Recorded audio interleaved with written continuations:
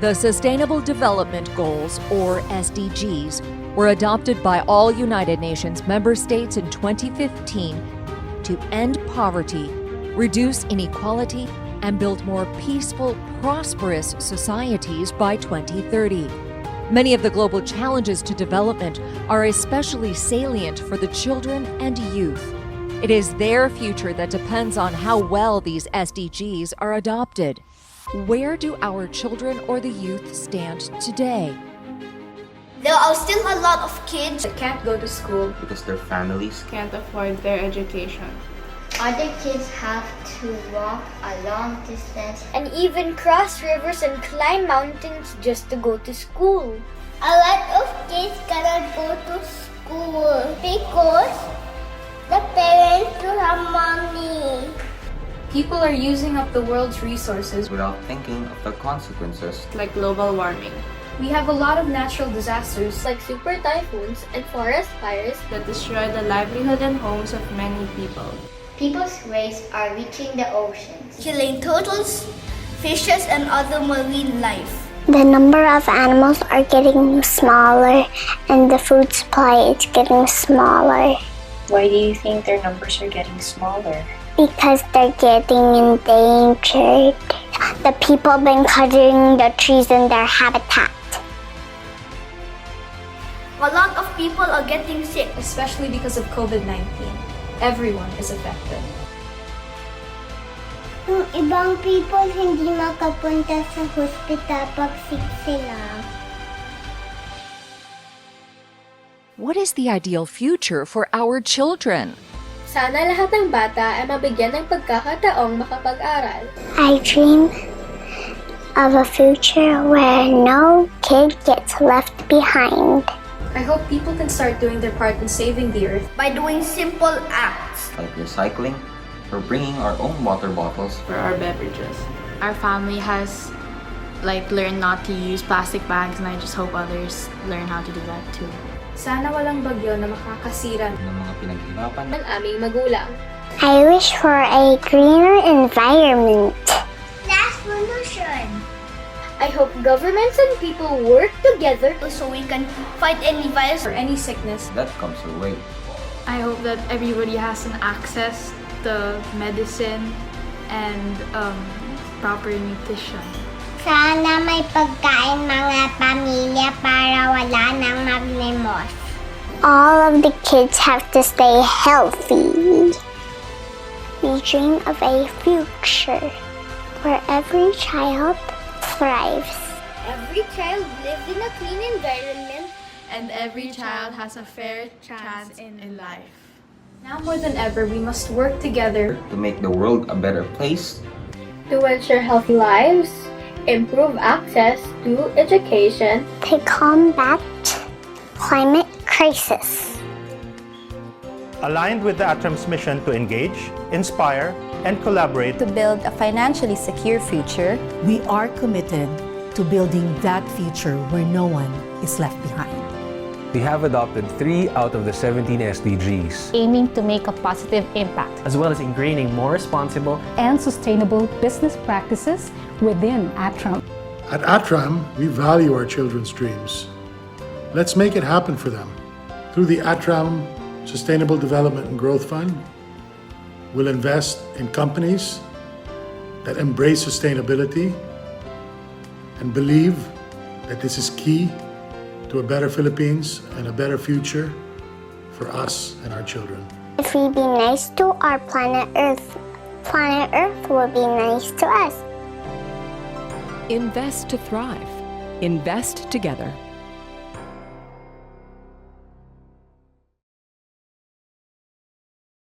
And welcome, everyone. I am Nicole San Luis, Senior Manager for Business Development, and it is my pleasure to be your host for this week's episode of ATRAM webinar series. The market is riddled with uncertainty, but certain tried and true principles can really help investors boost their chances for long-term success. Long-term investing comes with benefits and statistics don't lie. In today's webinar, you learn how a composed approach and a long-term strategy could potentially help your investments grow over time. If you have questions, you may send them as early as now by clicking on the Q&A button below your screen. Before we begin, I'd like to let you know that this session will be recorded and that copies will be disseminated within the day, as well as posted on all our social media platforms. Also, please don't forget to visit our website, atram.com.ph, for more detailed information about all the funds that we have to offer. If you have any friends who you think would like this webinar but are unable to attend, feel free to share the YouTube replay of this session and visit our YouTube channel, Atram Studios. We would like to invite you to join Atram's official Viber community group, that's #AtramPH community, to stay updated on the latest announcements, advisories, and reminders. Please scan the QR code or visit the link on your screen and get a chance to win Atram merchandise. We would like this webinar to be as interactive as possible, so please don't hesitate to send your questions in the Q&A tab all throughout the webinar. Each question you send is a raffle entry for a chance to win an Atram merchandise. Winners will be announced at the end of the webinar, so make sure to stay until the end. We will also be wrapping up with a quick feedback survey after the webinar, so we do hope you can share your thoughts with us about our session today and how we can further improve our webinar series. Joining us once again is a sought-after financial planner and author. He has become one of today's most respected personal finance coaches in the country and is an advocate of life and personal finance with nearly 30 years of experience in the financial service industry. He is also the director of the Registered Financial Institute of the Philippines. Let us all welcome Randell Tiongson. Hello, Randall. The floor is yours. Hello. Yes, thank you, Nicole.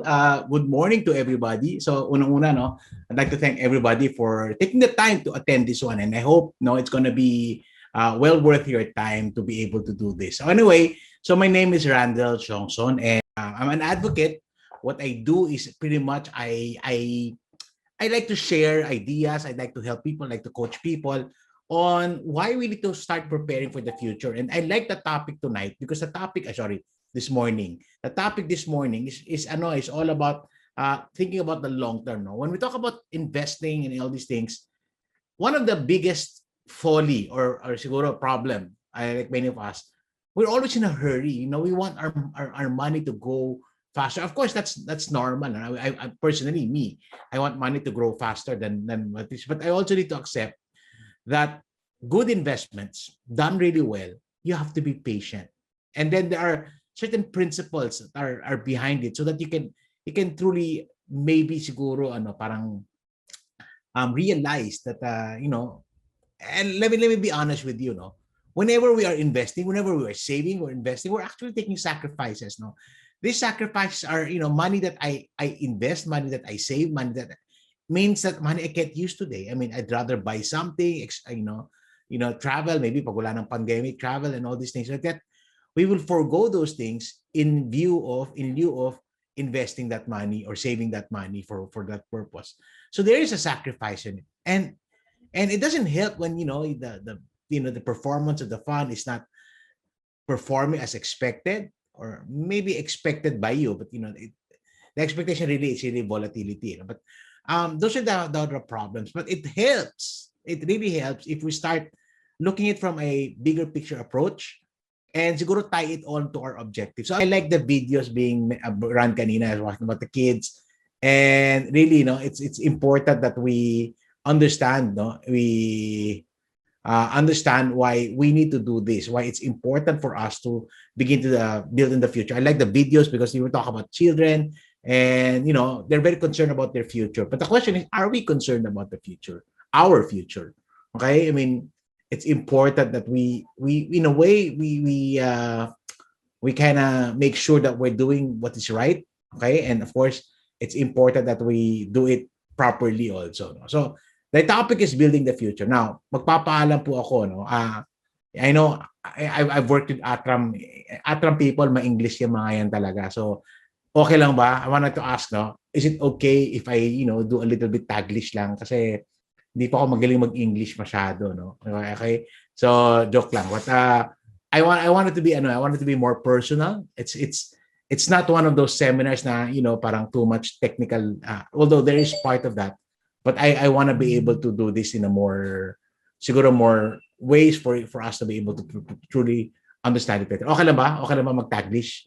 Okay lang ba managalo pa minsan-minsan? So my topic is building the future. Let me and yes, we're talking about long-term investing and stuff like this, and it's going to be part of it. But before we do that, I want to be able to lay down the foundations, no, how to do it properly. So that's something that I want to, and then later on I'll get to your questions. So it's nice to have a live, although I know this is going to be replayed, but it's kind of nice for those of you who are here. Okay, it's nice to, wow, there's over 500 people in. Okay, hindi ko na napansin. So to all those watching, hello, thank you for taking the time. Again, I hope that this is going to be a learning opportunity for you as well. All right, so building the future. Let's talk about.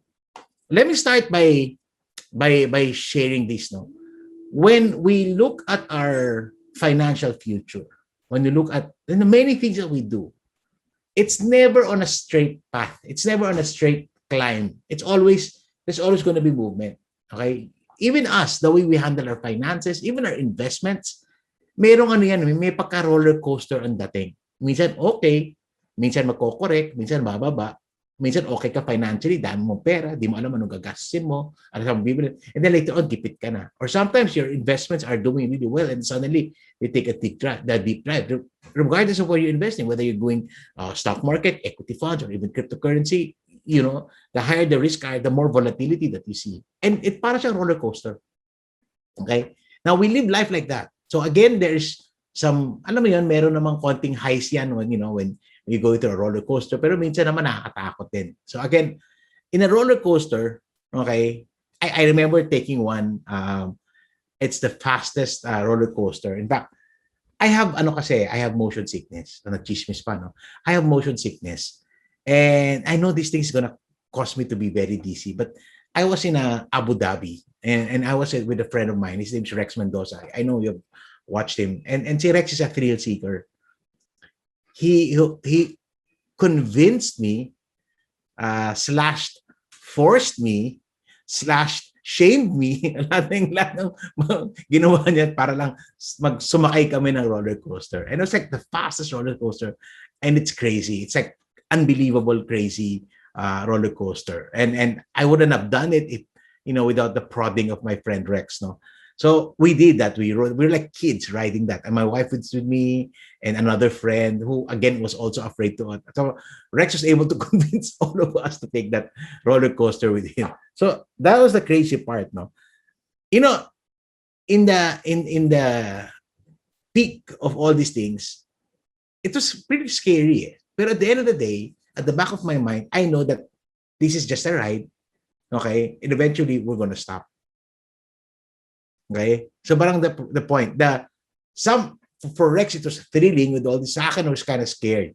And of course, I was concerned whether makamahilo ko afterwards. And I did a little bit. But the thing is, I know that at the end of the day, it's going to be, I know the ending is going to be, it's Ferrari world in Abu Dhabi. They have a high safety, nobody has died and all these things. So I know that. I know the end goal.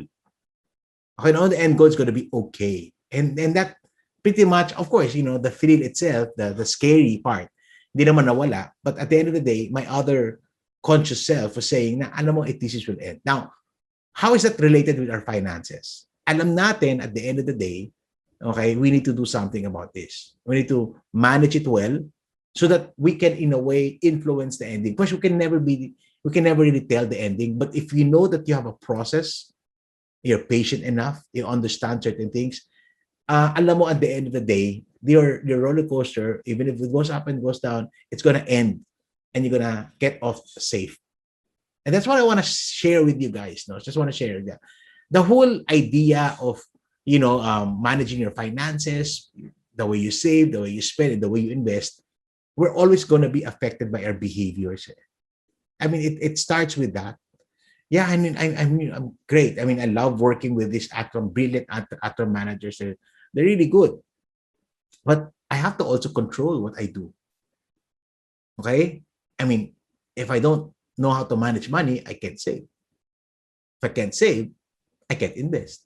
If I can't invest, I can't prepare my future. So they're all connected. So again, it's a daily decision for me. And why is it always challenging? And even the markets, the markets are driven by behaviors. So people can be overly optimistic, severely pessimistic. I mean, of course, they are, they see the signs, but basically, it's a reflection of it's a reflection of sentiments of people, and that is behavior, right? So again, that's something I want to talk to you about. Now, I love this guy. His name is Dave Ramsey. You might check him out. DaveRamsey.com, wrote a book, Total Money Makeover. I've watched a lot of it. I watch and listen to a lot of his radio shows, podcasts. And he said something, when I was starting to be the advocate that I am today, I was reading stuff, and he said something that has such a tremendous impact on me personally and what I do. Okay, what I teach, what I stand for. And he said that when it comes to money, it is 80% behavior and only 20% head knowledge. And I know we're here to study about long-term and stuff like that. And that's good. That's great. I mean, there's an awareness for you to learn that. Pero the first and most siguro kuya tip to all to guys. So kaya kuya, so I'm not very young. I'm in my 50s. Lolo na nga ako, lolo na. So I know I don't look like a lolo. No? Joke lang. But 80% is really about behavior. So what Dave is saying and what I'm telling you is you have to control that behavior. You have to be able to manage that behavior as well, not just the head knowledge, because it's really more important. So again, 80% behavior and 20% head knowledge or a skill. That's another way of looking at it. So again, don't forget that. Now, at the end of the day, decisions that we're going to make with the way we manage money, we save money, the way we manage debt, the way we invest, it will have you will realize kung tama o mali ginawa mo later on. As they say, you live life in hindsight. That's why I started with that behavior pattern. Most Filipinos do not take enough time, and I can't say I blame them because marami tayong income issues and stuff like that. But most of us Filipinos do not actually prepare for the long term. Do you know that only 8% of Filipinos prepare for retirement? Okay? And alam mo naman, hindi ka naman pwede umasa sa SSS lang or GSIS lang. Okay? So very important that I start preparing. I start looking at the future. Now, I every time everywhere I go, I've been traveling extensively. Prior to the pandemic, I would visit our OFWs. I would ride an airplane 12 to 15 times a year. I mean, that's crazy schedule. And I love doing it because I love teaching people. But again, everybody seems to be struggling with finances. And one of the reasons why a lot of us are struggling with finances, struggling with money, is that there's just way too many people dependent on us. I call this the Filipino financial plan. Alam mo, magka-seminar po ako. I would go to Dubai, Abu Dhabi, I'd go to Qatar, I'd go to even Paris and Israel and even Japan, where there's a lot of Filipinos, Singapore, Hong Kong. I would do that. And I would always start one of my sessions by asking, sino sa inyo rito, tumutulong, nagsusuporta sa inyong mga magulang? And you will see that. A lot of people, sorry about that, ito yung new normal sessions. So very important that we understand that. And a lot of people were, and I would say, sino rito nagbibigay ng kapos? Of course, and then you will see that. Siguro mga 95 to 98%. Of course, I understand it's an OFW crowd. Will raise their hands. Will raise their hands. And alam mo yung parang, kahit di sila nagkasalita, alam mo may hugot sila. Because I know it's a challenge. Yung 2% na hindi nagtaas ng kamay, hindi nakikinig sa seminar yun. So that's why. And then I'll tell them. And even if I do it locally, so hindi ko maano ngayon, hindi ko natin magawa ngayon dito. But even in my local sessions, I would ask, sino sa inyo tumutulong sa magulang? And majority, I mean, I'm not talking about majority na 55%, 58%. No, I'm talking about 85, 90, 95%. On that level of majority. They're supporting their parents. Nagbibigay, tumutulong. And it's a challenge for them. And I understand hindi siya madali. Okay? Imagine, just look at this proposition. Just look at this situation. I am supporting my parents financially. Nagbibigay ako, nag-aambag ako, tumutulong ako. And it will come to a point in time that I will now have to raise my own children. Siyempre, mag-aasawa ka rin, mag-aanak ka. So, habang tumutulong ko sa magulang ko, okay, eventually, padalalaki ka ang anak ko. Now, under that structure, tingin mo marami ka maiipon? Hindi masyado. Eh kung wala kang ipon, ano i-invest mo? So, nakita niyo yung connection dan. So, and I'm not even talking about how to maximize your investment. I'm talking about just having an amount to invest. So, ito yung nagiging problema. So, the structure. So, maybe one of the reasons why very few people struggle with that situation is because very few people prepare for the long term. So, nangyari is, wala akong pera, okay, tumanda na ako, hindi ako nakapag-ipon, konti lang kung meron, ngayon kailangan ko na umasa anak ko. Yung anak mo na dati mong tinutustusan, siya naman ngayon ang kutustos sa'yo. Pero, pagpapalaki naman siya ng mga anak niya, mga apo mo. So, ang nangyayari sa ating Pilipino, nagka-cycle tayo. And that's the sad part. Notwithstanding, napansin niyo pa, pag ang mga magulang niyo, mahirap humindi. Eh, syempre, wala tayong choice. We cannot turn our backs on them. May Pilipino tayo. We don't do that eh. Napansin niyo mga magulang niya pag tumatanda, gumagaling pa sa emotional manipulation. Okay? Subukan niyo huwag magbigay. Tingin niyo, subukan niyo humindi. Ano mangyayari sa atin? Di ba? Lahat ng hugot maririnig niyo yan. Okay? That's the sad reality. And probably we couldn't. We will be emotionally torn. That's why we do that. And that's something that, it's so. What has that got to do with preparing for the future? It has something to do with preparing for the future. It has something to do with you preparing for the long term. That's why you have to look at it from a long-term perspective. Yeah, I will get into that, how to prepare your finance. But this is something that we need to understand. And that's why I always share this story again and again and again. Okay? Doon sa mga tumutulong sa magulang, congratulations. Mahirap yung ginagawa. Mabuhay kayo. Doon sa mga hindi tumutulong sa magulang, ano tawag sa inyo? Mga walang kwentang anak. Okay, joke lang ha. Joke lang as you're doing that. But do you know that that's not a design for us? That in a perfect world, this should not happen. In fact, if you look at the Bible is very specific, clear with this. 2 Corinthians 12:14 says, "For children are not obligated to save over their parents, but parents for their children." Now, don't get angry at me. Hindi po masama tumulong sa magulang. In fact, okay yan, honorable yan. We honor them, we love them, we do that. I am talking to us as parents.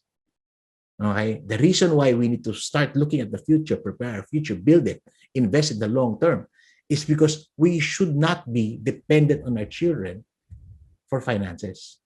If they give, that's fine. But we do not obligate them. Okay, so I'm thinking to all, kasi baka naisip nyo, ito nanay ko, di ba? Nay, screenshot mo tong slide ko. No? Tapos, nay, hindi mo na ako magpapadala ng pera sa inyo. Bakit anak? Ito, pinadala mo Viber. Nay, kasi for children are not obligated to save of prepare.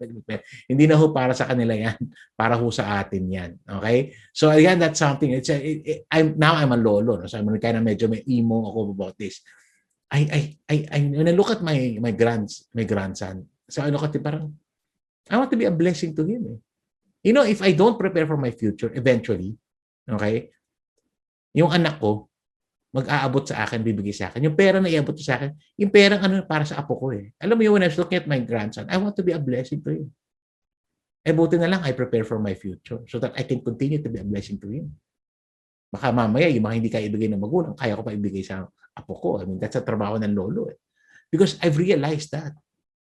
Now, my children, I want them to prepare for their own future. I don't want them to... my children knows this. They don't have to think and worry about us because we're doing something. That's why they need to do that for themselves. And that's what we need to try to teach people. That's why we think long term. Okay? Yesterday, I took a long trip. No? I was going through the South and parang... I was talking to my wife, major challenge to that. Maybe let's try to, I've been doing a lot of investment. Maybe we can buy more property so that we can leave something to our children. So bakit ako ganun mag-isip? I mean, I could, yun ang point ko, parang okay naman eh. I take care of myself, they don't have to worry about me. Pero gusto ko pa rin maging blessing sa kanila eh. Kaya ako nag-i-invest pa rin ako, ginagawa ko. Bakit? Proverbs 13:22 says, a good man leaves an inheritance to his children's children, but the sinner's wealth is laid up for the righteous. So ang akin lang and it's really, really important that we just don't think about ourselves. You know, managing money, growing money, investing money is thinking about the future, and not just our future, but the future of generations after us. So I love the video kanina na nilulup nila. We need to do something about the future, their future. Okay? Now, you know, yes, I'm still in the process of, you know, preparing for my retirement and all these things. I'm still looking at those things. So medyo siguro ano na ako, okay na ako din. Parang I was talking to my wife yesterday. So alam mo pag lolo na minsan nagiging senti ka na. Alam mo, sabi mo, okay na tayo. I mean, we know that we have enough assets, we have enough that, you know, for us to live a life of comfort all throughout our lives. But sabi ko, but maybe we should now start preparing also, you know, the legacy that we leave to them. That's why I still continue to invest. Because a good man leaves an inheritance to his children's children, but the sinner's wealth is later for the righteous. Now, what has this got to do with long term? It has everything that got to do with the long term. There's a reason why you should be investing. There's a reason why you should be taking sacrifice of your finances to prepare for the future. And that reason goes beyond you. It even goes beyond your families. So, tingnan nyo yung ganyan perspective. Kasi pag mga Pilipino, pag mananausap, ano minanam sa tatay mo? Eto, diabetes. Di ba? parang labo sa alta presyon. Okay? Or worse, utang minana ko sa tatay ko. Parang let's not do that. Let's do something about our future so that we can be a blessing to them. And if we do that, we're called a good man. Okay? And men and women. So important. So I hope this is something that you can pick up and learn from. Now, before we start to do that, before I know it's important, I hope you've seen the gravity of why we need to prepare for the future, why we need to think long term, prepare for the long term, not just the short term. Okay, but before we do that, we need to prepare. We need to plan. We need to think of certain things. Why do we have to think? Why do I have to think about the long term? Okay, why do I have to expose myself to the volatilities of investment in the long term? We need to, because it's a deeper purpose. But before we do that, we need to prepare, we need to plan. Proverbs 24:27 says, do your planning and prepare your fields before building your house. In investing, meron din ganito. May prep din tayo. May planning din tayo. Okay, we still need to, in a way, have a blueprint.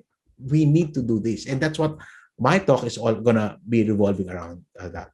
It starts, you know, I wrote this book 2013. I came up with this book, no, The No Nonsense Personal Finance. And kasi napapansin ko, daming tao, no, invest ka agad, punta ka agad dito, daming ginawa, walang proseso. Kung gusto mo talagang yumaman, kung gusto mo talagang maka-achieve ng financial freedom, as they say it, you have to go through a process. You have to go through a process. Hindi pwedeng minamadali. Okay? Hindi pwedeng minamadali mo lang yan. So that's important. So the process is sequential. Ibig sabihin yan, this, then this, then this, and this. Step 1, to improve our cash flow. You should know how to manage your money well. I mean, if you don't know how to manage money well, you should know, first, you need to work hard, work well, work smart, hard work and discipline. That will allow you to start to earn. Now that you are earning, you should have the discipline of spending. Because if you don't know how to spend, walang matitira sa'yo. Wala kang magiging savings. And eventually, if that goes, you know, haywire, mangungutang ka na ngayon. So you have another problem. So manage your money well, build your savings. You know, alam mo yung spend less than what you earn. I mean, that's a principle that we teach, but that's all about cash flow. Then you get yourself out of debt. Assuming may utang ka. I mean, there's good debt and there's bad debt. Ang problema natin, hindi naman yung good debt eh. Problema natin yung bad debt eh. Dahil mo hinuhulog na hindi kailangan. Okay? Or finance mo na yung lifestyle. That's a common problem that I see everywhere. Then emergency funds. Kailangan may emergency funds tayo. Bakit? Hindi mo masabi. Last year, pandemic. Yung tinuturo ko nga 3 to 6 months, parang kinulang last year. What if you lose your job? What if, you know, your business turns, you know, like slow? And that's what a lot of people are experiencing. Those who survived because of the pandemic, the economic downturn of the pandemic, are those with emergency funds or savings or buffers, whatever you want to call it. Very important. 3 to 6 months of your monthly expenses, you should put aside. Then, marami pa rin na peligro sa buhay. Pwede kang masakit, pwede kang mamatay, pwede mangyari sa'yo. So, insurance is very important. Get insurance. Okay? I'm not selling insurance, by the way. Okay, matakot. But everybody needs that. Life insurance, health insurance, non-life insurance, property. You need those things. And then you begin to start investing. Now, pwede ba ito sabay-sabay? Pwede naman. Kakayanin mo ba yan? Kaya ba ng cash flow mo yan? Ang ayoko, at least ang ayoko nakikita, maraming tao tatanong kagad sa step 5, pero hindi pa ready. Kaya hindi sila makatingin ng long term. Bumagsak yung market. Stress na, panic na. Bakit? Doon lang nilagay lahat ng pera. Talagang matakot ka. I've been investing for a long time, decades. Some of these investments I haven't touched in a long time. Why? Kasi meron ng ibang source ng pera. Meron akong ginagamit. So alam ko, pag kinumit ko yan, hindi ko yan basta-basta pinupull out. Okay? Hindi ko basta-basta pinupull out yan. Okay? By the way, I've been investing with Atram for a few years now. So I'm really happy what they do. So Atram people, please take care of our investments. Hindi po ako taga-Atram, pero kaibigan ko po sila. Okay. So you've got that. I've been through all of these things. Very important. So, let's talk about a topic kasi this is a topic about investing. So how do we now begin to invest for the future? And when I say that, you need to start thinking not just short-term, mid-term, but really long-term. Because most of the needs that you will understand is for you to do that. Okay? Now, before you start investing, I like to use this picture na stop, ready, go. Stop muna. Okay? Huwag muna basta, lagyan ako pera, assess muna, tingnan muna natin, and pag-aralan muna natin, pumili tayo ng tamang investment vehicles para sa atin before we start to execute. Okay? So that's my my brotherly tip to all of you. Okay. When you are investing also, kailangan tanggapin mo yung reality that there will always be risks. Okay? Risk is not entirely a bad thing. In fact, I have been investing in riskier investments for the longest time because I also understand that with the risk comes the reward. Yung tinatawag namin risk-return relationship. High risk, high return, low risk, low return. Kaya nagkakaproblema, hindi tinatanggap ng tao na kung gusto mo malakas kumita, kailangan ready ka din sa peligro. Ang gusto ng marami narinig nila, okay, low risk pero high return. When somebody starts to offer you those kinds of investments, you have to stay away. Just recently, okay, I get in trouble for, nademanda na ako for libel, no, because I'm very against investment scams. Talagang yan, I write about it, I talk about it, and I get in trouble. Of course, the case was dismissed because of, how can they win, and they're a scam. And recently, okay, maybe last 2 to 3 years, I've been seeing in my travel, ang daming naniniwala doon sa mga agricultural type. I'm all for agricultural investing, pero there's a right way of doing it. Yung mga paiwi program and all these things. And I was telling them, how can you make that much money? And I understand. I grew up, one of our family businesses, aquaculture. And I understand that there are good years, bad years. There are even years that you don't actually earn, that you're taking losses. And I work with a good friend. His name is Dodong Kakanando. Sabi niya, alam mo, mahirap kumita sa farm. Mahirap kumita sa agri. Matagalan to. Okay? So yung mga pinapangakong returns, it doesn't add up. Paano pa yung operational cost and everything? Tapos nagagaranti pa. Sabi ko, paano magagaranti? Sigurado ka. May isang nakita ko, kahit pala namatay yung mga kambing tsaka manok, kikita ka. Paano nangyari yun? So they don't understand the risk return. So, of course, sumabog yan. And now, I think they may warrant of arrest yung one of the biggest proponent of that kind of investment. There's always that risk. So you have to be able to understand. Kaya mo ba yan? And hindi ka kikita kung hindi ka willing mag-take ng risk. Return is always going to be a function of the risk that you take. But I'm not saying the blind risk, no? That's what you call calculated risks. Understand the risks of the market, of the investment that you are making. So very important na gets mo yan pagpasok mo. Okay? Minsan, ang ganda-ganda ng performance, tapos pagpasok mo, bumagsak. Nangyayari yan.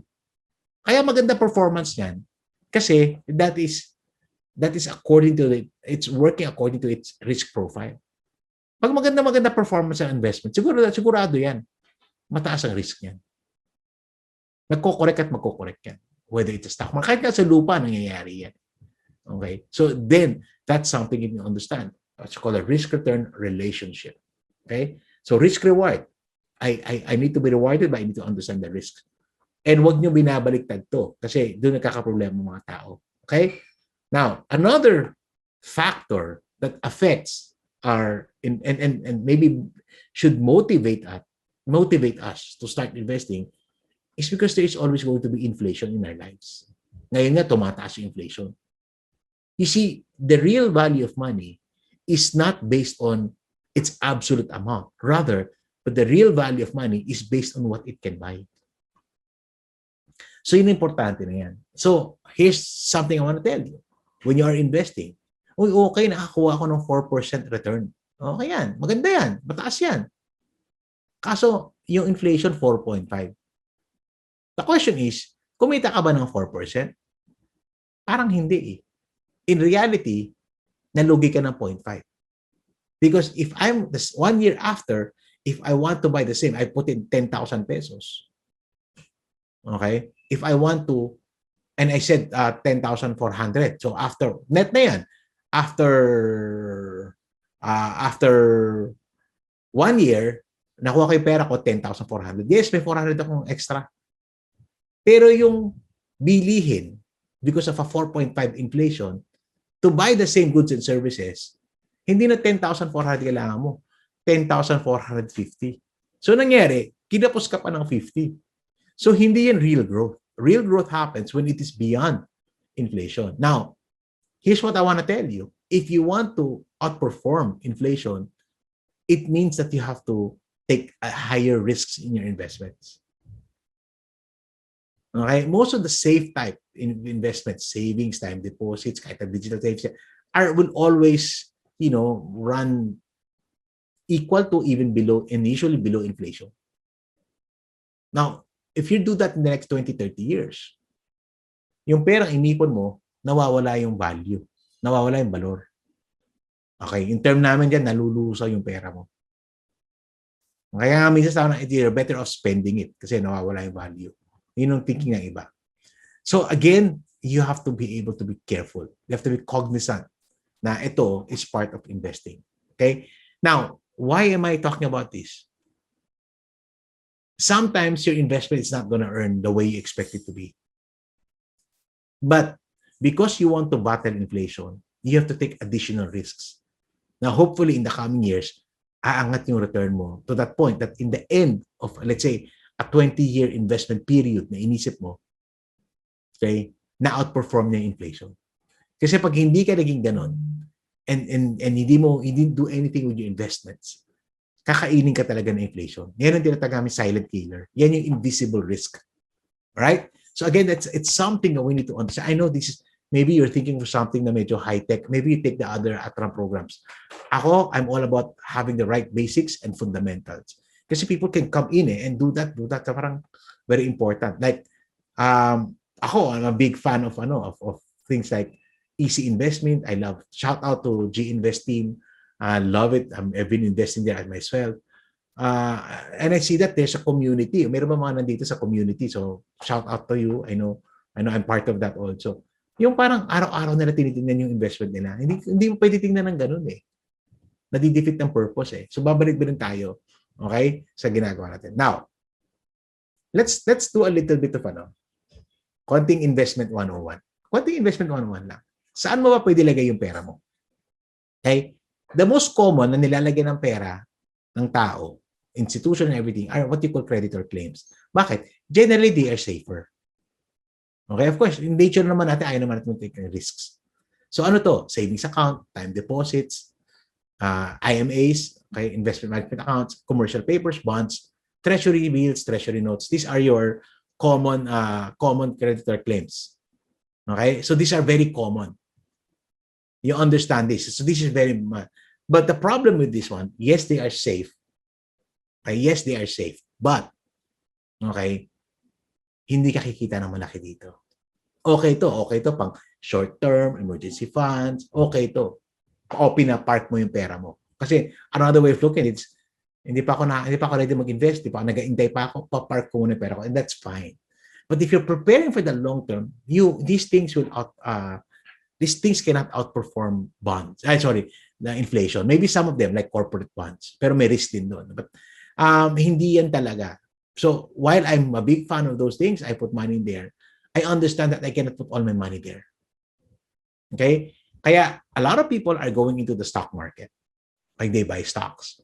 Ang concept doon, you buy low, you sell high, you choose what stocks. Gusto mo blue chip o gusto mo second liner, alpha fund. Marami yung ways to do it. Pero the moment you get into the stock market, naintindihan mo, tumataas bigla yung risk nito. Kasi, di ba, like last year, we saw a decline of, I don't know, maybe as much as 40%. Okay? So parang, who wants to lose 40%? And hindi yan nangyari na yan before. Mangyayari yan ngayon. Ulit. Of course, we're recovering and that's good. Kasi pwede rin naman yung kumita ng 20%, 30%. Pero pwede rin yung malugi. But that's people go into that because gusto nila kumita. Okay? And that's important. So you go to the stock market. You buy that. Now, there are also, and this is what Atram is good at, there are also what they call managed assets or pooled funds. So, it can be a credit claim, it can be a bond, it can be, or it can be a direct equity. Okay? Mutual funds, UITFs, VULs, these are managed assets or pooled funds. And I like this because may fund manager, may professional management, and may mga advantages yan. Like, and I love, shout out again to G Invest. Big fan of G Invest. 50 pesos, maglalay ako ng 50 pesos, pwede na akong pumasok sa Smart Index. 50 pesos. Okay, guys. Kahit na anong maging performance sa 50 pesos mo, it's not gonna amount to anything. It's good that mababa yan, pero you have to maximize the amount of your investing. Okay? Wala pong mangyayari sa 50 pesos natin. Kahit alam ko magaling yung mga taga-Atra mag-manage ng pera. Yan sila Philip Hagadon. Gagaling yan. Pero yung 50 pesos mo, lagay mo na ng 100% growth. 100 pesos lang yun. Okay? So, and don't expect to see that kind of growth also. So, you have to add on to that. Pero, advantage, small amount, 5,000 lang, 2,000 lang, 10,000 lang, I can now get into. Pwede pa ako mag-G, parang yung promote ng G-Invest, no? Di po ako binabayaran ng Gcash saka G-Invest, ha? Big fan lang po ako talaga. So, you see that happening again and again and again and again. Or, you might go through a program that you have, or in your bank, or seed box, or whatever. You want to be, that's good, eh. And then may a lot of advantages yan. Ako, I'm a big fan. If you ask me, I put more money in a managed asset than I do in my own stock selections. Okay? Then, of course, hindi lang naman yung pwede mo real estate. Again, I'm a big fan. Land is always going to be a good investment in the long term.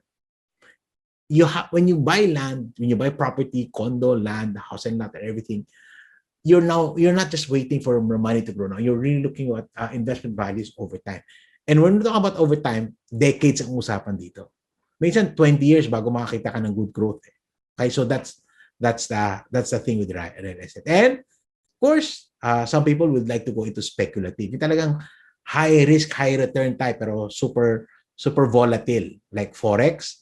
And lately, there's been a big buzz on cryptocurrency, Bitcoin, Ethereum, Cardano. I do that too. But when you look at it, when you see my investment, it's like a pyramid. Siyempre yung base ko, cash, savings. Next, yung mga bond fund.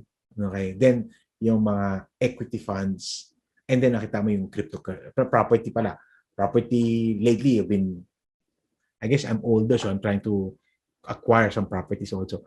So then, yung top ko is, my speculatives. So, pwede ako kumita ng malaki doon, pero pwede rin, lately, hindi nga ako kumikita. No? So, laki ng correction. So then, this is how you do it. I mean, this is my recommendation. You create a pyramid, more money, safer money, and then you also put money in the highly speculative ones or higher risk ones. Maybe not speculative, but higher risk. You need that because you need to combat inflation. Now, three things to do before you start investing. 3 things. Okay? So, ready na ako. Tinuro na. Ano na ako, pipili na ako. Ano gagawin mo? First, kailangan identify mo muna yung goals mo. What am I investing for? Okay? So number 1, ito, kuya tip ko sa inyo lahat, please start a retirement fund. Please lang. Okay? I mean, if we don't prepare for our future, kawawa yung mga anak natin and yung mga magiging apo natin. I mean, don't be part of that statistics na only 8%. Okay, the 92%. Be part of the 8%. Sana we have more. Atram, please have more sessions like this because we want to increase it. Push G, invest more. Okay? We need to understand goals. There are other goals that are important. Okay, I want to buy a house. That's important. Single ako, gusto ko mag-asawa. May pangkasal ako. Maganda magpakasal ngayon, pandemic, mura. You know, those things. Education ng mga anak ko. Those are important. You know, if you know your goals, it helps you achieve your, alam mo yun, knowing your goals, one, you have to match the kinds of investments. Kasi ako, I'm a big fan of mutual fund, UITF. Pero alam ko, hindi yan pwede sa emergency fund ko. So I don't do it that way. Okay? I don't do it that way. So saan ko ginagamit to? Nagpa-fund ako ng retirement ko. Okay? So doon ako naglalagay ng pera because hindi ko siya gagalawin. Pagtanda ko, I want money. Okay? So yan yung something so goal sa akin yan. Okay? Lately, I might think of maybe start, kasi I have one grandchild and I'm gonna have a second grandchild soon. So maybe I would start, I want to be able to start a fund for them. Parang ganun lang. Pero that's a goal. Okay? I think higher risk yan. Pag nalugi lahat ng pera niya, okay lang. Kasi may magulang naman yung papo ko, di ba? Ano lang akin, pa-bonus lang akin. Okay? So, my goals, these are all goals. You want to be able to identify that and you want to be specified. Sa investment, hindi ako big fan ng merong general, parang may pera ako, invest, hindi ko alam saan gagamitin. Hindi maganda yan kasi ano yan minsan ang gulo parang di po pull out mo, hindi. Kaya sa akin, meron akong naka-allocate for retirement, di ko ginagalaw. In fact, I have a mutual fund that is running for about 20 years now. Tagal, no? Parang tagal. Bakit? Kasi long-term goal ko yun. Some of the funds that I have, yan, with Atram, okay? Ilang taon na yun? O Atram, ha? I-cut nyo yung return ko, ha? Alam mo, ilang taon na yun? I think, I have like a 3-year, 4-year, 5-year, parang may mga ganun-ganun akong mga investments already na andun lang, no? Ano may UITF in the bank.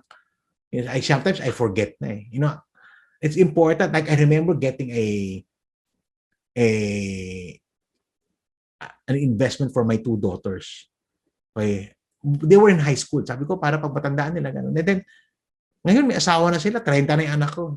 Nakita ko yung certificate. Binila ko pala kayo para pagtandaan nyo. Matanda na kayo. Tinun-over ko na sa kanya. Sabi ko, ito, bahala na kayo. Gusto nyo, in-cash nyo, pagtandaan nyo, whatever. Basta I got this when you were in high school. So, yun ang goal ko Kaya hindi ko ginagala. So, very important. Identify, prioritize. As you identify those goals, and remember, the strategies that you will make in investing should be consistent with that goals. Next is your time frame. Okay? In keeping with our talk today. Okay? Time frame, very important. Isa goals na yan, alin dyan ang long term, alin dyan ang mid term, alin dyan ang short term. Kailangan meron akong pera pang emergency funds. Okay. Short term yun. Diba? Pag nakailangan ako pera, kailangan pull out. So, ano yung mga options mo? Savings? G-Save? Okay. May plugging, money market? Hanggang dyan lang ako. Minsan, pwede na yung bonds. Pero, meron pa rin volatility yan. So, medyo, ako dyan. Hindi ako ganun hindi ko masyado nire-recommend yun. Pero short term, yun na. So, parang yun yung options mo. Okay. Next, ang goal ko is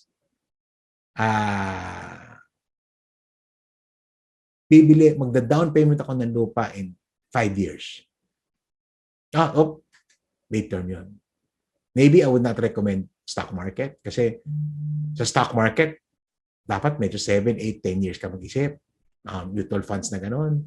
So, baka bond funds ang bagay sa'yo. Bonds or bond funds. So, biyo nakita mo. Next, education ng mga anak ko. Okay. Ilan ito ang anak mo? 3 years old. Magkakalit siya 18. So, may 15 years ka pa. Long term na yan. Okay. equity fund, index fund, mutual fund, smart index. Ito na yung mga babagay sa kanya kasi naka-design na siya for the long term. So it helps if you know the long term. As also, at the same time, dapat we use, kasi sa investing, time is your greatest asset eh.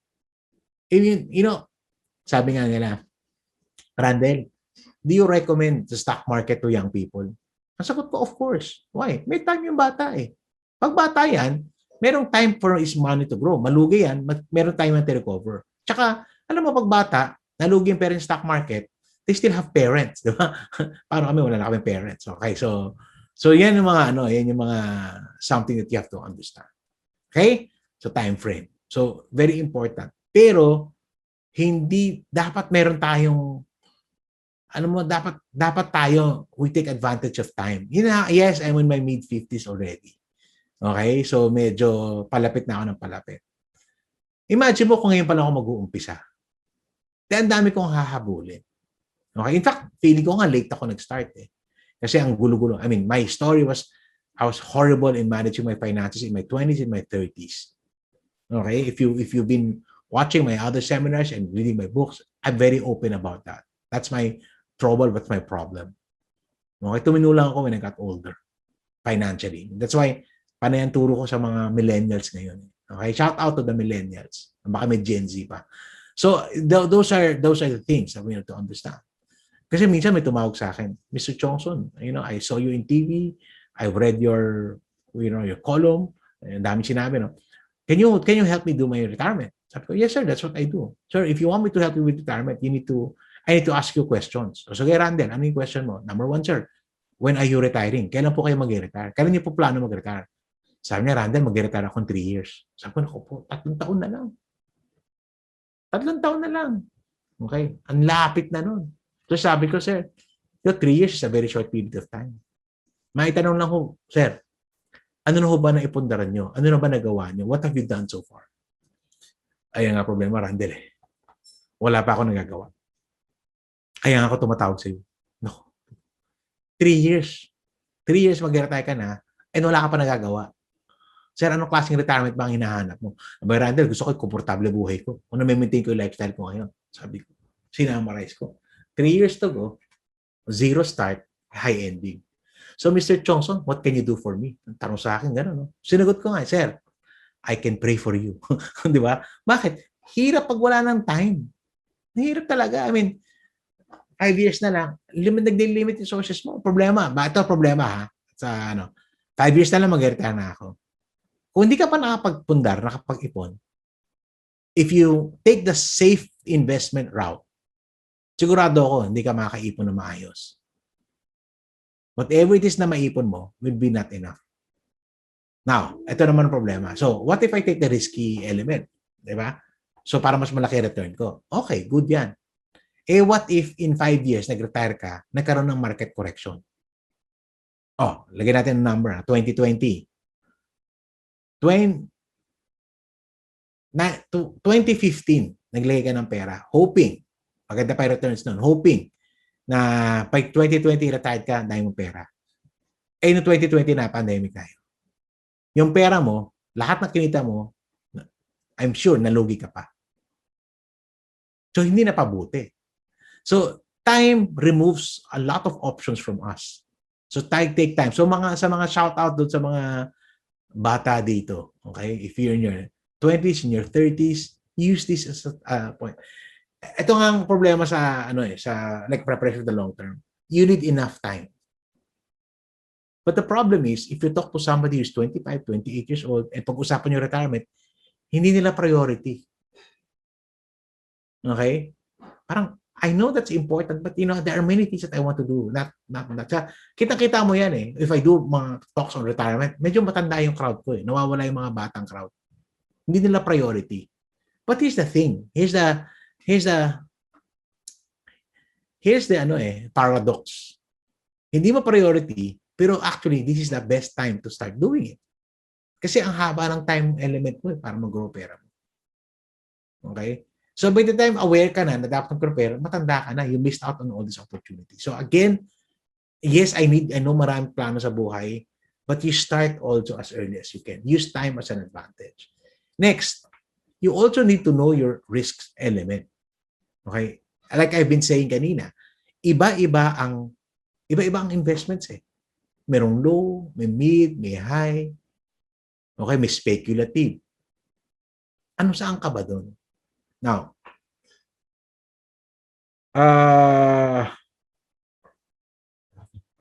saan ka ba doon?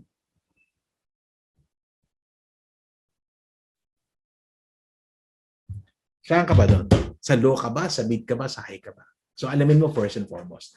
In a perfect world, pag low ka, doon ka lang sa low. Mag-high ka lang, pero high. In a perfect world. But we all know we don't live in a perfect world. Okay? So sometimes, you have to think longer. Risk, is a possibility of loss yan. Okay? Tsaka yung, alam mo yung capital mo, hindi, yung pera mo, it did not grow the way you expected to. Kaya ito, explain ko to sa inyo. Ha? Very important to as we think long-term planning. Yung tinatawag nating preference or tolerance, that's psychological. How much risk you prefer to take. But that is not the only thing that you consider when you are investing. Kasi meron din tayong requirement. Okay? How much risk you need to take. Need to. Example, I'll give you an example. Gusto mo mag-prepare ng educational fund para sa anak mo. Okay? Pero ang baba ng risk tolerance mo. Gusto ko safe lang. Ito problema. The annual, except for last year because hindi nagmahal ang mga tuitions last year, but the average annual increase of tuition fee would hover between 5, 6, 7%. Dati 10, 12, bumaba na yan. Lagay mo na sa 5, 6%. Or maybe an extreme high of 7. Some schools medyo mataas mag-increase. Let's just assume at 6%. Okay. Yung gusto mo mga safe instruments, nasa 3%. Yung kung saan ka komportable, yun yung tolerance mo. Okay, nasa 3%. Pero, yung pinag-iipunan mo, nag-i-inflate ng 6%. Or 7%. Magkakaproblema ka ngayon. Because if you stick to that kind of an investment, in 15 years, kung kailan mo na lang ang pera mo, hindi magiging sufisyente yan para sa tuition ng anak mo. Imbis na 4-year course, baka 3-year course lang makuha. Or worse, 2-year course. Okay? So, nagets mo yon. So, now may requirement ka. So, now, teka. Ano bang kailangan kong gawin? Kasi yung target kong inflation, nasa 6. Yung mga gusto kong mga, nag-average yan 2 to 3. So, dapat, if I want to really invest for that, I should, hindi lang 6% yung target ko. Dapat I should do 8% and maybe 9%. I have to be ahead of inflation. Kasi kaya ako nag-invest eh. Kasi pag equal to inflation lang, yung pera mo lang natira, yun lang magawa. Pero kung gusto mo talagang mas maliit ilabas mo para mas malaki, I now have to take additional risks. Ibig sabihin niya, teka. Baka hindi pwedeng bond fund. Baka kailangan index fund. Baka kailangan smart index. Or baka kailangan mag-diversify ako. Meron akong alpha, meron akong mga, alam mo yung may mga ganun, hahaluan mo na ngayon yan. Kasi ngayon may requirement ka na. Okay? Or retirement. Hindi ka pwedeng sa safe lang kasi hindi lalaki, ang laki na kailangan mo pera sa retirement. So now may requirement ka. Gets nyo yan? And then the other one is meron ka pang capacity. This one is capacity. This is how much risk you can afford to take. Ibig sabihin dito, once you commit that money for investments, alam mo na, mali yung mali yung sinasabi ng maraming tao na, pwede mo palugi yan. Pwede yan, pero syempre, wala naman may gusto nun. Pero, kailangan meron kang money that you commit to investments. It's a commitment. Ibig sabihin yan, pag 10 years yung design yan, kailangan willing ka mag-intay ng 10 years. Nangailangan ka na pera. Saan mo ngayon, kailangan mong bawasan yan. Paano kung lugi yan? So, ibig sabihin yan, wala kang capacity. Okay? Now, capacity is something that you build. That's why I'm a big fan of yung maliit over time. Kasi binibuild mo yung capacity mo. Okay? So, kaya nga ito point gipit pa yung pera mo, kulang pa yung budget mo, paano ka mag-i-invest? Kahit na mo maliit yan, kapos ka nga. So, wala kang capacity. So, where do you make that decision when it comes to risks? Of course, you need to consider your tolerance, but you also need to consider your requirement and you consider your risk capacity. So, you make that decision somewhere here. Okay? So, sana nakatulong to sa inyo, ha? Dito ako mag-make na decision. That's a thought pattern that gets into me whenever I invest, eh. Okay? So, ako, high risk tolerance ako. Okay? So, mag-i-invest ako. Kailangan ko ba mag-take na additional? Kasi kung di mo naman kailangan mag-take na additional risk, hindi pa kompleto yung retirement ko, eh. Gusto ko pa dagdagan yung return, eh. May requirement ako. Feeling ko kulang pa, eh. Next. Yung pera nilalagay ko ba? Kailangan ko ba yung pera niya ngayon? Hindi. 5 years kailangan ko? Hindi rin. May capacity ako. Kasi may iba pa ako pinagkukuha ng pera, eh. So, now I can make that decision. Now I can commit myself to, I can put money in a mutual fund, in a UITF, or whatever it is that is being offered to me. Or buy stocks or buy crypto.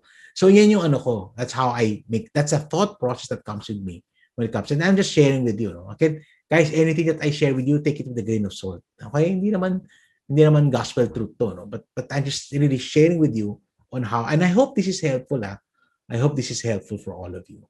Okay? So, okay ba kayo, guys? Okay pa? So, okay. Yan. So, that's something that you want to teach. Next. Kaya, because the complexities of many things happening in investments, walang sure shot. Kaya, one of the very, very important things that you have to understand when you want to build long-term investments is you need to build a diversified portfolio. Okay. Sa umpisa, mahirap mag-diversify. Kasi maliit pa lang yung pondo mo. But if you keep on improving and working on your investments, lalaki yan. Then eventually you will diversify. When I started, I did not have a diversified portfolio. Mutual fund lang. Yun na yun. Then I added other things. Kaya nung lumaki na, okay, I added. Maybe I can start a stock portfolio. Then I added property. Lately, I added cryptocurrency. Pero nakita niyo yan, I have a diversified portfolio. Hindi yan lahat sabay-sabay akyat, hindi rin lahat sabay-sabay bababa. Diversification is helpful because unang-una, there's no such thing as a perfect investment. Lahat yan may pros and may cons. Sabi nga nila, do not put your eggs in one basket. If you put all your eggs in one basket, what do you get? Scrambled eggs. Delikado yan. Imagine mo lahat ng pera mo nasa stocks. Tapos bumagsak ng 40%. Ibig sabihin lahat ng pera mo bumagsak ng 40%. Kaya mo ba yun? Lahat ng pera mo nasa lupa. Okay? Yung lupa, hindi umakit yung value. Or, kailangan mo pera, hindi mo mabenta. Problema yan. Lahat ng pera mo nilagay mo sa savings. Okay, pwede ko kunin anytime. Pero, kinakain ng inflation yung pera mo. So, you have to begin to diversify your money. My suggestion is, you combine high-risk assets with low-risk assets. Okay? Assuming, meron akong equity fund. One of my favorite products of Atram is Alpha Opportunity. Kasi, taas ang risk ko eh. Okay, so Alpha Opportunity. That's my high risk. But I also have bond funds. I also have savings. I also have G-Safe. Shout out to G-Safe. So, andun yung low risk ko. I also, property somewhere in between. So, meron akong ganun binubuo. And that's my suggestion for you. May savings ka, okay, may time deposits ka, kung gusto mo yan, meron kang equity fund, okay, and maybe may property ka. I mean, those are good. It's a good diversified portfolio already for you. Simplified, it doesn't have to be very, very complicated. But you also combine high liquid assets with low liquid assets. So very important to. You combine high liquid assets with low liquid assets. Meaning to say, hindi lahat ng pera mo, kasi low liquid assets, I like them because generally they're gonna give me good returns. Stock market, property. Ang problema mo yon, hindi yan ganun ka-liquid. Yes, you can sell your stocks anytime, you can redeem it. Pero paano kung lugi yan? Paano kung hindi ka pa kumita? Then technically, hindi siya liquid. Liquid means, pag pinulot ko yan, hindi nawala yung value ng pera ko. So, that's why you combine high liquid assets with low liquid assets. Alright? Now, I'll do a little bit of numerical here para pakita ko lang how it works. So, kunyari meron ako 1 million pesos. And kunyari lalagay ko sa 4% net yield. Okay, good yan. Maganda na yan. In today's money, mataas yung 4% net yield. But here's the problem. After 20 years, you only have 2.191 or 2.2 million. What if mayroong mga taon na ang inflation natin nag 5%, nag 6%? Nangyayari yan. Okay. Although some are 2, some are 3, pero may mga taon. So, ano nangyayari at the end of the day? Pwedeng hindi ka naka-experience ng real growth sa pera mo. That's the downside. So, safe is not always going to be a safe space because of that inflation element. So, ito na pumasok. So, diversify ko yung pera ko. Pag diversify ko, hinalo-halo ko yan. Hindi yan pare-pareho mag-return. Okay? So, I did a sensitivity analysis. Kunyari to, yung 1 million nilagay ko sa 5 tigto 200. Yung isang 200 na negative, tingnan mo, 0. Yung isang 200, bumalik kita lang 200.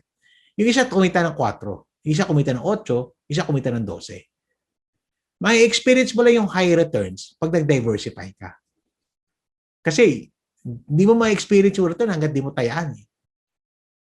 Now, hindi dapat lahat sa 12%, hindi natin alam ano dyan ang 12%. Kasi pwedeng tumag-12, pwedeng isa nga nalugi.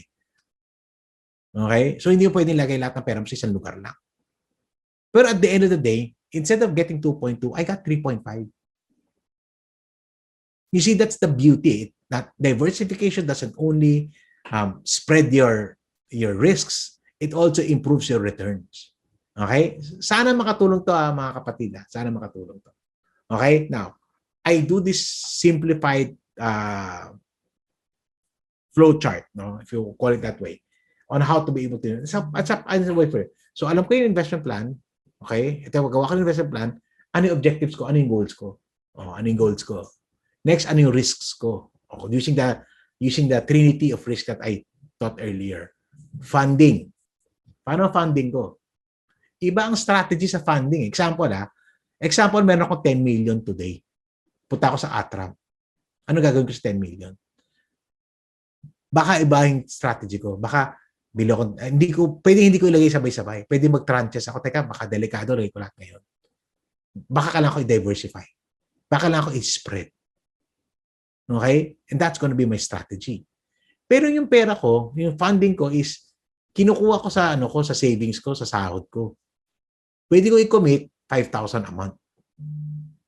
Now, nagbago ngayon yung strategy mo. Yung 10 million mo, hindi pareho na strategy ng 5,000 mo. Yung 5,000 mo, ang recommendation ko sa iyo is what you call cost averaging. Ibig sabihin ito, lagay ka lang ng lagay every month. Whether the market's up, market's down, and eventually it will go up. Now, I'm a big fan of cost averaging, not because it's the best strategy. I'm a big fan of cost averaging because for me, it's functional. Meron akong principle na money not invested is money spent.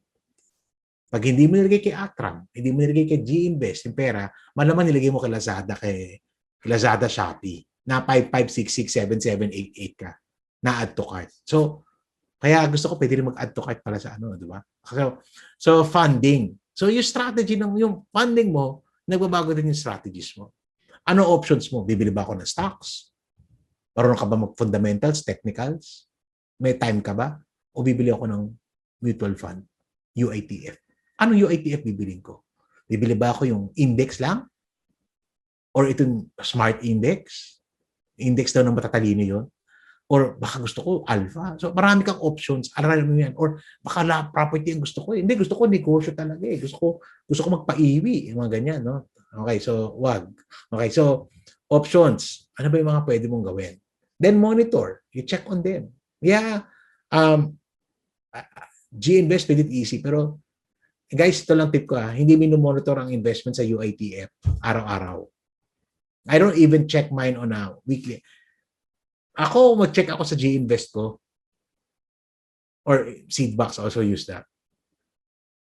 Hindi nga monthly. I mean, G-Invest, napapaano kasi sa community, post ng post. So, minsan napapatingin tuloy ako, no?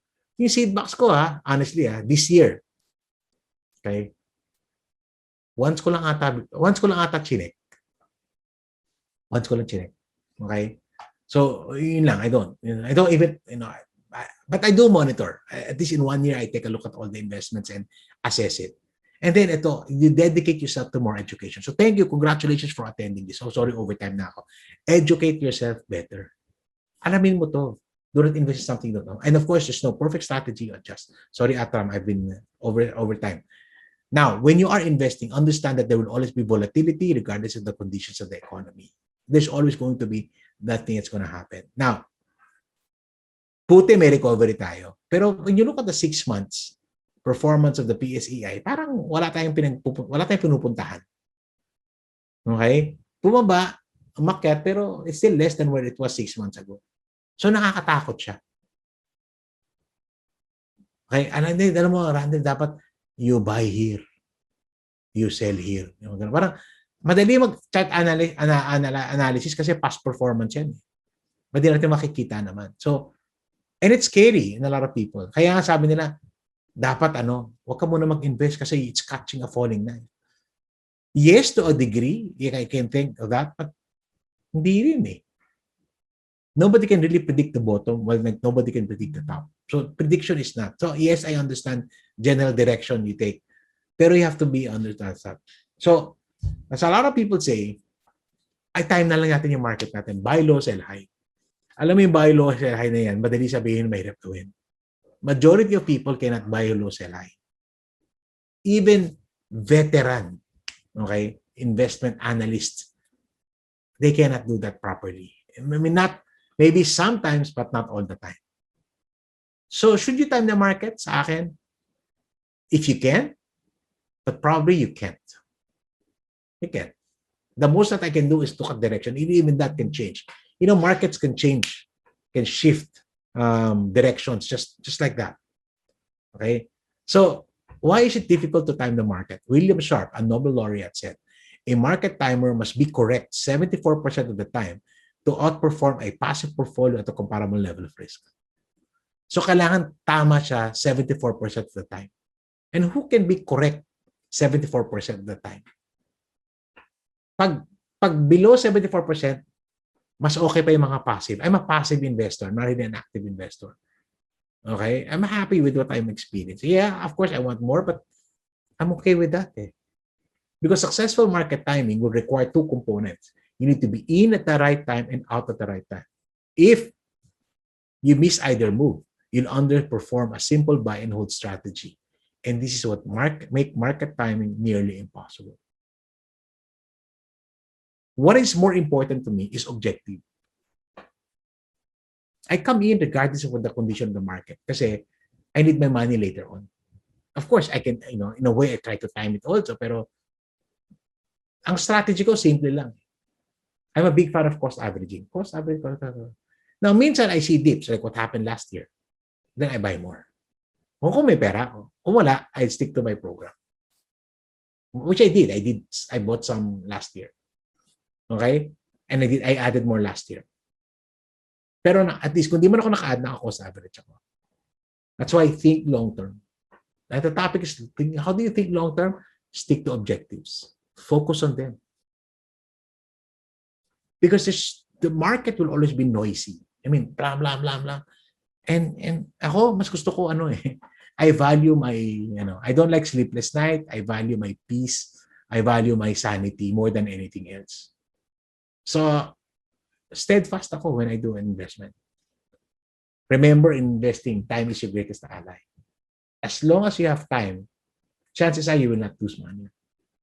Okay? Look at the 30+%. I mean, guys, sa akin to, sentimental because I started working in 1988. Imagine mo 1988. Okay? I work for the bank. I got more into the stock market, curiosity during this time. I started to invest during this decline. I lost money. I went back and, parang ganun din. I went through many things. 2008, I was, parang I saw a decline. I saw this. But when you look at the market in a 30-year period, assuming 30 ka, tapos 60 ka na, di ka nalugi. Kumita ka. Yes, ito, takot to, no? Pero kung dito ka pumasok, napansin mo, dito ka pumasok, okay ka eh. Kahit dito ka lumabas, okay ka pa rin eh. Okay, up ka pa rin. Kung dito ka lumabas. So, you have to look at it from a long-term perspective. It pays to think long-term. Now, no such thing as a best investment. No such thing. Okay? That's why you have to have a diversified portfolio. Okay? No such thing. I tell people, I'm a big fan of this, but this is something that you should practice. You should invest early, you should do it wisely, and you should do it regularly. Ilan lang tao yung maraming pera eh. Yung, meron akong 10 million, may 5 million, may 1 million ako. Paano kung 5,000, 3,000 a month ka lang? Okay yun. Basta gawin mo regularly. Okay? Perfect yan. Lagay mo yan sa UITF, Mutual Fund, DUL. Lagay mo yan sa mga ganyan. Basta early, wisely, and regularly. Of course, one will be better than the other. That's a relative statement eh. Okay? Hindi yan magkapare-pareho. But generally sa akin, as long as you're investing and you spread it, you're gonna be okay. Pero, never invest in something you do not understand. Okay? Sobrang dami ngayon nagki-cryptocurrency. Hindi nila naiintindihan yung industry, yung market, yung movement. Okay? Nadadaan ng hype. Okay, don't do that. Marami gusto bumili ng stocks. IPO tayo. Hindi na naiintindihan. So, alam mo, if hindi mo naiintindihan yan, stop and aralin mo. And stay away from investments that you don't truly understand, even if others are making money out of it. Example, cryptocurrency. I got exposed to that 2016. I got into that 4 years after pa. I don't want to commit eh. Hindi porking kaibigan ko, nagagano na, ginawa ko na. Okay, so again, you need to invest in something. Do not invest in something you don't understand. Practice due diligence. Aralin mo. Kaya nga I love funds eh. Kasi alam mo yung mga funds na yan, ito particularly Atram, sobrang lalim mag-due diligence sa mga yan. Hindi lang basta bibili yan, pinag-aaralan nila yan. So kung ayaw mo mag-do ng diligence, i-invest in something who will do that. Pero sila din, check-in mo, okay bang performance nila, okay ba servicing nila, okay, maganda ba track record nila. So check-in nyo rin yan, you do due diligence. Maselan ako guys, I don't just speak in any invitation. In fact, I'm not even paid for this. Why did I say yes to this talk? Because number one, I trust Atram. I trust them enough that I put my money, some, not all, put money there. Okay? So that's, and then others, I work with other companies as well. Pero if you see my name doing something, you trust me, I've done my due diligence. And you should do that too. Okay? Now, sabi nga ng uncle ko, si Uncle Warren. Kamukha ko ba? Okay, anyway. Risk comes from not knowing what you're doing. So, learn it, understand it. Sorry about that. Learn it, understand it. Alamin nyo. Okay? And that's one of the greatest investors of all time. Pero, wag magmamadali. Kaya nga long-term tayo eh. Okay? Yung nagmamadali, yan yung magkakaproblema. Even the Bible reminds us, wealth from get-rich-quick schemes quickly disappears, but wealth from hard work grows over time. Proverbs 13:11. Kaya nasa-scam iba nagmamadali. Kaya susunog iba nagmamadali. Okay? Be patient. Patience is a virtue. Okay? It will pay its own dividends later on. Then, final thoughts. Okay? Spread your money. Even the Bible reminds us to do that. Ecclesiastes 11:2 says, but divide your investments among many places, for you do not know what risk may lie ahead. Diversify. Something as simple as that. Written 3,000 years ago. It was valid then, it's valid now. It will be valid 3,000 years from now. Okay? Now, ang daming pwede mong gawin, but I encourage you to act now. Prepare for the long term when you can best to do it, which is now. The future you will either thank or curse the younger you. Realize mo, tama ba ginawa mo? Yung mga, hindi madali mag-invest kasi sacrifice to eh. It's deferred spending, deferred consumption. Okay? Pero I know if you set aside money today and you work on that, you dedicate yourself into continuous learning, you keep on investing, I know the future you will thank the younger you. If not, your future you will curse the younger you. Dapat ginawa ko to, dapat. I just posted, medyo nag-viral siya, no? My regrets in personal finance. And a lot of them, because when I was in my 20s and my 30s, I have regrets eh. Buti na lang, parang kahit paano, I did a big U-turn on the way I handle finances. So at least now, maybe when I'm 65, I will thank my 45 years old self and curse my 25-year-old self. Okay? So, that's something that I think was gonna happen. Okay? Basta ang heart natin, we need to begin to involve. Marami sa atin spenders today. So let's move from being spender, let's start saving. You can invest what you can save, and we can move to be investors. Maybe entrepreneurs, also something you can do. Okay? Ito, ending ko lang para lang maganda yung ending natin. So Randall, ano ba talaga? Paano ba talaga yumaman? What is the secret to wealth? The secret to wealth is not a secret. It can be found in Proverbs 6:6 to 6:8. The Bible says, "Go to the ant, O sluggard, consider her ways and be wise. Without having any chief officer or ruler, she prepares her bread in summer and gathers her food in harvest." So number one, kailangan natin maging masipag. Unang-una, no? Nakita na ba kayo langgam na tamad? Wala naman, di ba? Pero langgam bukod sa masipag, ang langgam masino. And that's very important. Think long-term. Think preparing. The ants, they prepare for the long-term. They do the work in summer, okay? In winter, they have food. They do the work in winter, in summer, they have food. So they always are forward-looking, okay? And that's why we want to be able to do that. But money is not the answer to everything, okay? Money has a deeper purpose. And it helps to think long-term if you have a more, money, sa akin investments can be short-term, mid-term, long-term, and it can also be eternal. Okay? So my suggestion is have a deeper purpose for money. Understand where it's coming from and what it is for. Okay? The purpose of wealth, sabi nga ni Bo Sanchez, is to be a blessing. And let me take you one more turn.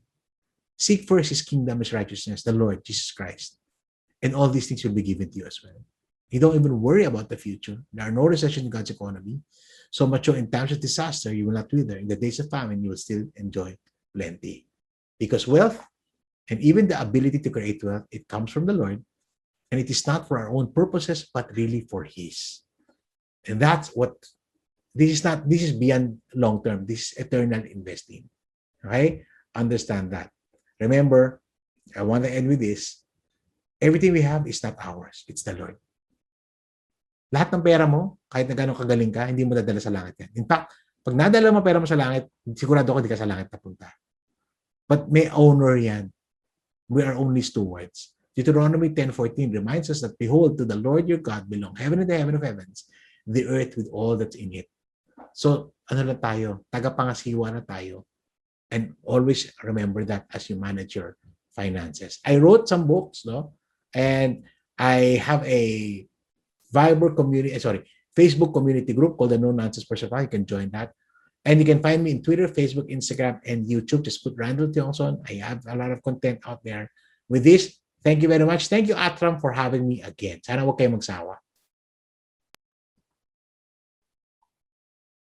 Thank you so much, Randall. That was a really inspiring and insightful talk. I learned a lot, and I'm sure our audience did too. Atram has a wide range of investment products, and our capabilities span across several asset classes meant to service the different investment objectives of each individual. And with these, it is with great pride that we announce that Atram has recently bagged 5 industry awards for 2021. The Best Local Fund House in the Philippines, given by Asian Investor. The Fastest Growing Fund Management Company in the Philippines, given by the Global Banking and Finance Awards, and also by the Global Economics Awards. The Most Innovative Mutual Fund Offerings, again by the Global Economics Awards. We have also been awarded the Editor's Triple Star by The Asset for integrating ESG, environmental, social, and corporate governance in our investment process.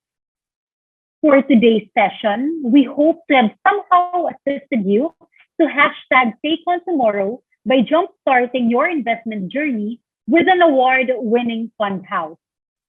For more information about Atram, please visit our website.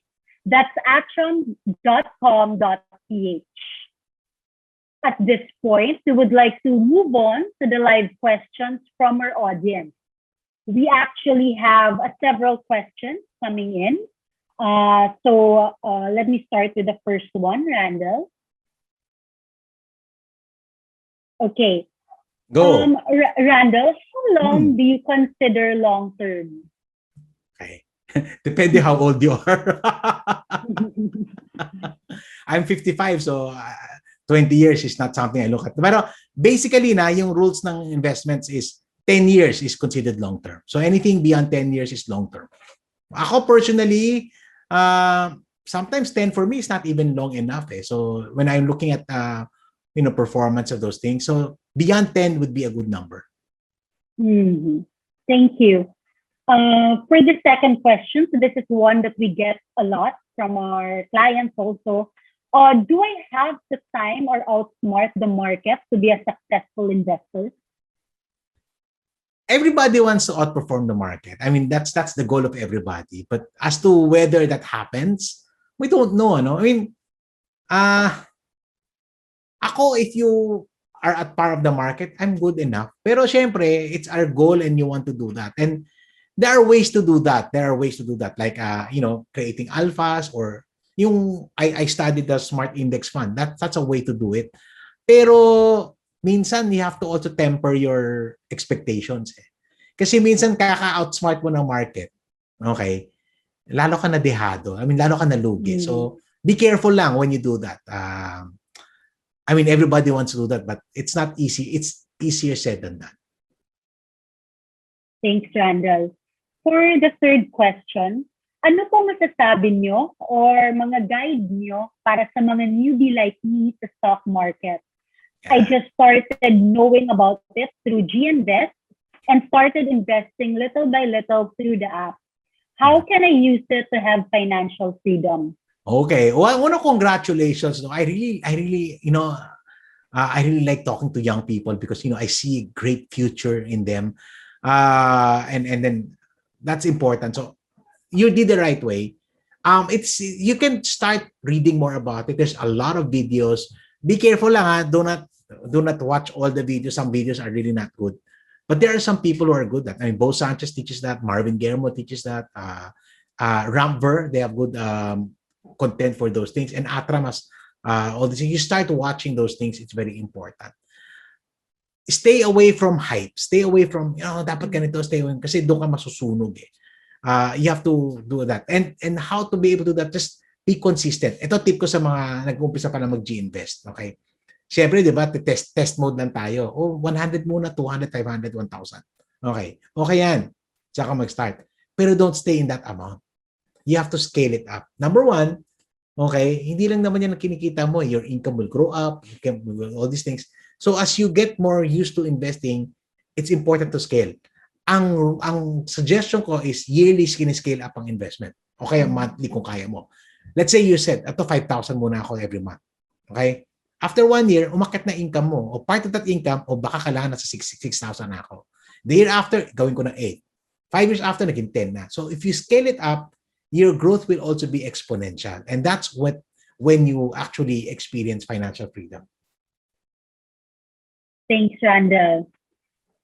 For our fourth question, when we say long-term investing, what's usually the time frame? Because a lot would say that 5 years is the minimum time to be considered long-term. But when we look at performances of some fund managers, it seems that 5 years is not enough for investment growth.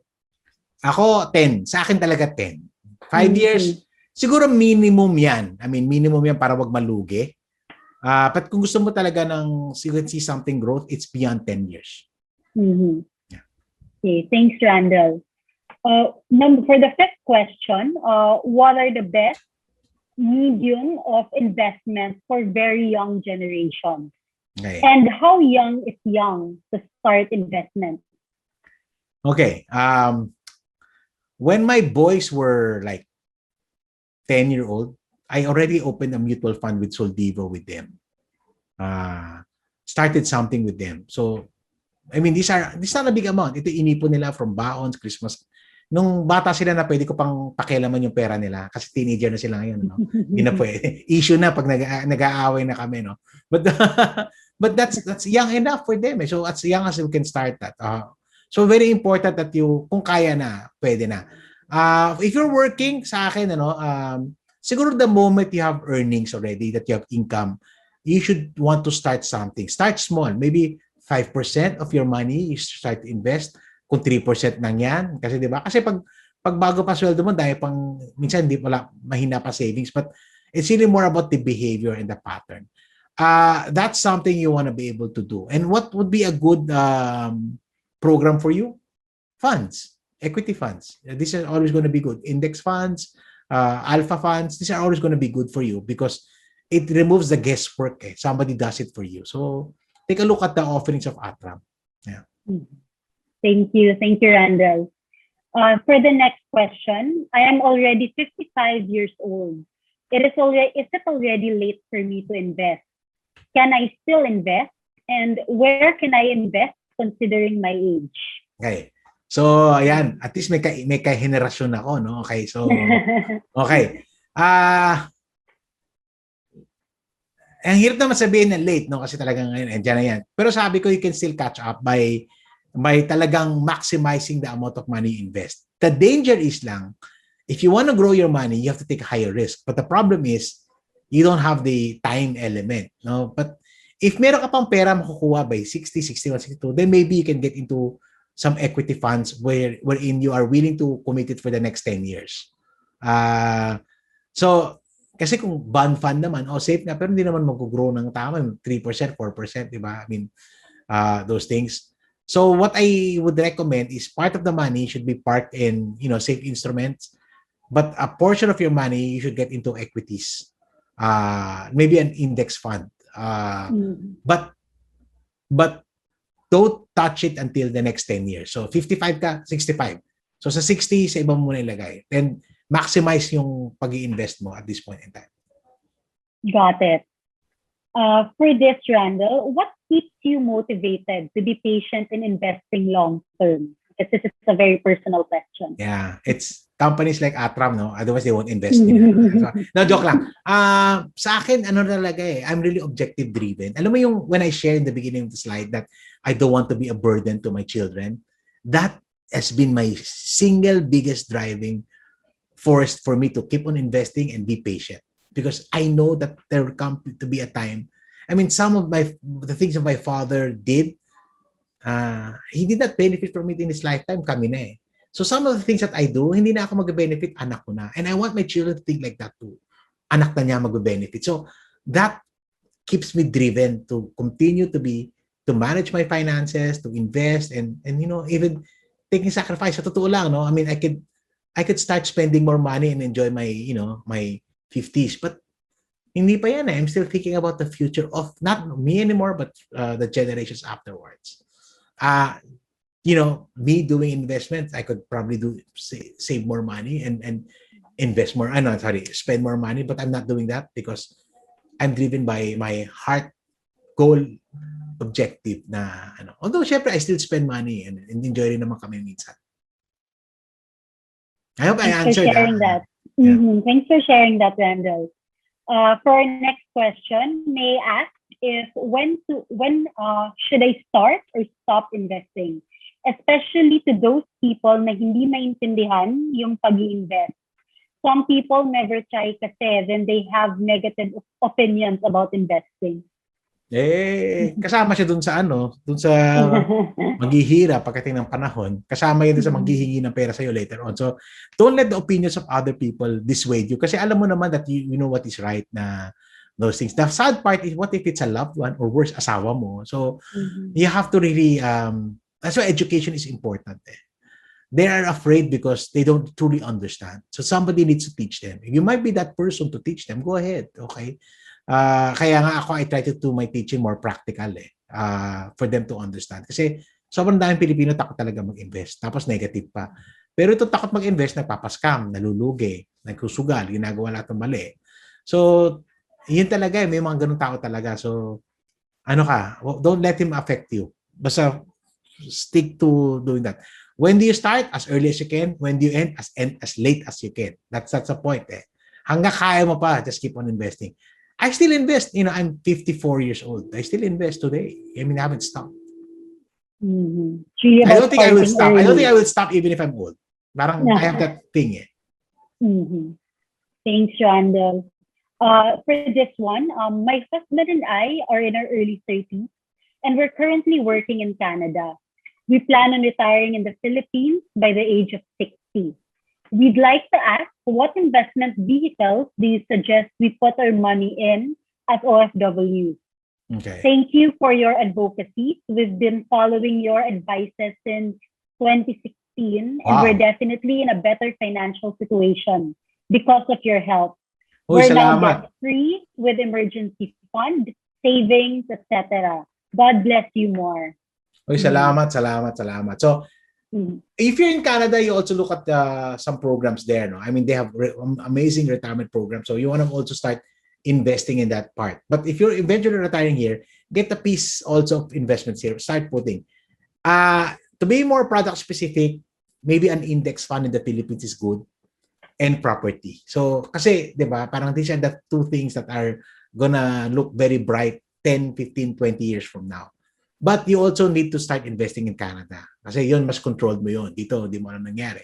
But you also get a piece of, kasi nag-shift ang investment. Minsan nasa first world, minsan nasa third world.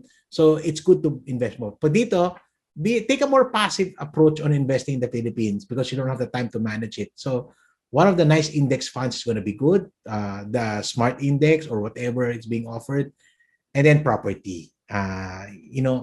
Maybe you take a look at certain, parang growth areas. Depende kung taga saan ka, growth areas. There are growth areas, in Nuvali, in Pampanga, in Iloilo. May mga growth areas na yan. And I think it's going to be a good investment for you. Thanks, Randall. For this one, this is quite interesting. Is there any recommended high risk and high reward long-term investments aside from Forex, stocks, and cryptocurrencies? Well, okay. I don't do it, no, but I'm considering looking at mga NFTs. So something like that. But for some people, they like art eh. I mean, alam mo yung pag mga sobrang social na, yung mga boss nyo sa Atram, ganyan na mag-invest yung mga yan. Mga art na sila. Okay, art because, it can hold value, but it can also be high risk eh. Kasi hindi mo alam ano mangyayari. So those are the things. Pero the bigger question is, why are you considering that? Diba? Parang Forex is risky enough. Crypto is even risky enough. I mean, gusto mo ba i-elevate doon? But the biggest risk is actually business. That's the biggest risk. So and I know I'm an entrepreneur myself, pero you can never tell what's going to happen. So those are the risk instruments you can get into.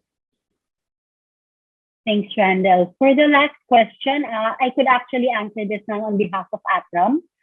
His question is, I am currently 46 years old.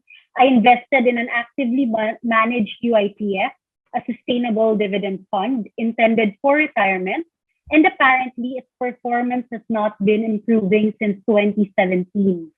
Should I cut loss and transfer it elsewhere? We in Atram, we suggest that you could invest in Atram Sustainable Development and Growth Fund. Its year to date as of June 17 is at 4.3%. So versus or compared to other similar funds that are typically at negative 2.3%. So that's our suggestion for this client or this participant who asked. So I guess that ends our Q&A. I think that's all the time we have now. But before we wrap up, any last words, Randall? I just want to encourage everybody, no? Alam mo, sa pag-invest, madali sabihin think long term, but it is something that you need to commit to. I mean, always remember that there's a deeper purpose for investing. If you know that deeper purpose, that it will keep you glued and just steady lang. I mean, don't be stressed investing, and leave the stress to companies like Atram. No, sila nag-stress. Okay, but ikaw as an investor, just relax. Just focus on the more important things in life, like your career, your family, your community, your ministry. You want to be able to more focus on that, and the investing is just something that you do on the side. When you do that, then you experience life better. Okay, thank you for having me. Thank you. God bless everyone. Once again, thank you so much, Randall, for that very insightful conversation. And of course, thank you to our audience. We appreciate you taking the time to join us today. So long-term investing is key to maximizing growth of your potential savings, no matter how big or small your savings may be. Now, did you know for as low as 1,000 pesos, you can already kickstart your investing journey? Here's how you can invest in Atram funds. Please tune in to know more. Hello. To open an account with Atram, just visit our website at www.atram.com.ph. Here, you can learn more about all the funds and services that we offer. Our site will then guide you to our online investment platform, Seedbox, where you can start investing for just 1,000 pesos. But if you have more questions, visit the website's Frequently Asked Questions page or Atram Academy page. Thank you. There you go. If you have any further questions or would like to learn more about Atram, please visit our website, that's atram.com.ph. Watch how Celeste Rodriguez was able to build wealth at such a young age and how she was able to do so by setting and strategizing goals. You may scan the QR code flashed on your screen. You may also type in the link found on the left side of your screen. Again, if you have any friends who you think would like this webinar but are unable to attend, please feel free to share the YouTube replay of this session. Also, you may visit our YouTube channel, Atram Studios. We would also like to invite you to join Atram's official Viber community group. That's hashtag AtramPH community to stay updated on the latest announcements, advisories, and reminders.